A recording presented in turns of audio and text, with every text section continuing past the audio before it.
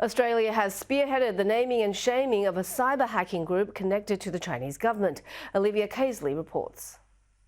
Named and shamed. Australia takes the lead, accusing a powerful Chinese spy agency of sustained cyber espionage. It's part of a growing international push against Beijing's malicious activities. APT40 has repeatedly targeted Australian networks, as well as government and private sector networks in the region, and the threat it poses to our networks is ongoing. It comes just weeks after Chinese Premier Li Cheng's visit to Australia, during which both countries sought to cast the bilateral relationship in a positive light.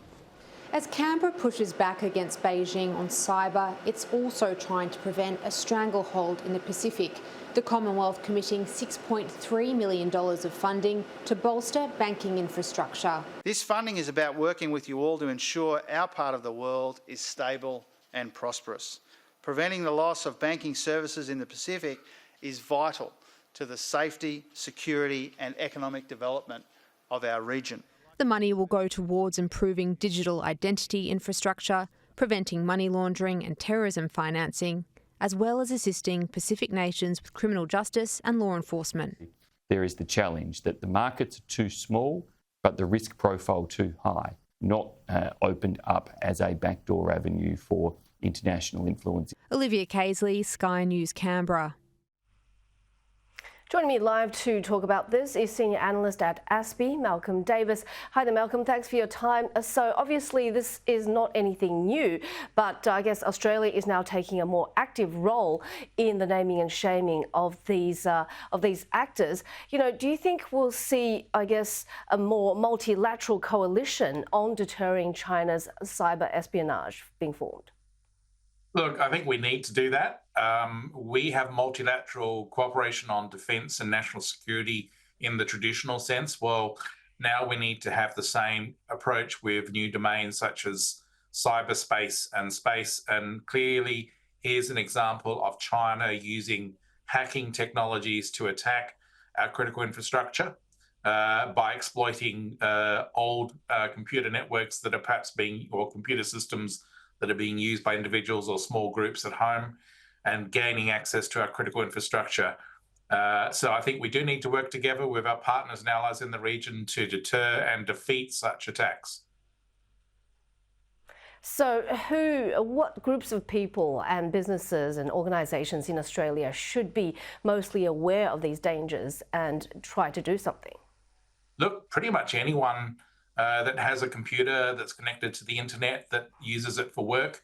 And too many people don't update their operating systems or don't have adequate antivirus protection and internet security software on their computers or their mobile phones.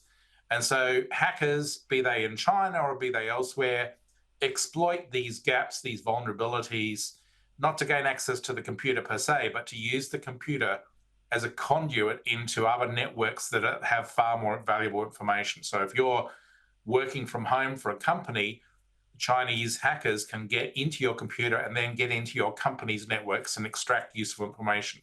So really it's critical to maintain and update your technology and your antivirus and your internet security systems.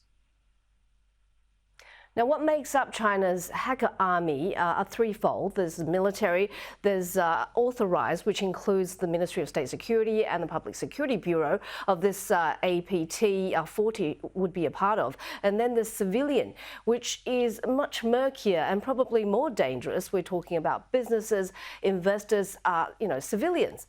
So how should we counter, this hacker army, which by traditional conservative estimates may be up to 100,000 at least? Look, this is just part of China's approach to what it calls unrestricted warfare, where it uses all aspects of state power, including the civilian population, to wage, if you want to call it, people's information warfare.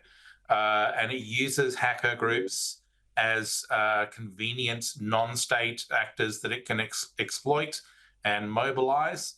And these hacker groups can then work on behalf of the Chinese Communist Party to achieve CCP goals and objectives.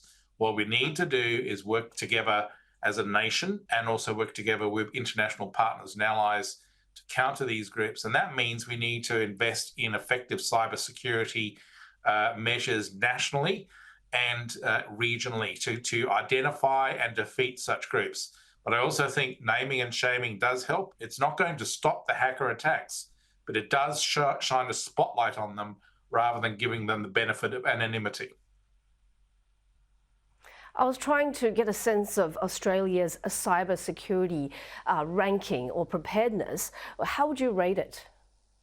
I rate it highly. I mean, we've got the Australian Signals Directorate, which is highly effective in terms of tracing these groups, identifying them, monitoring them.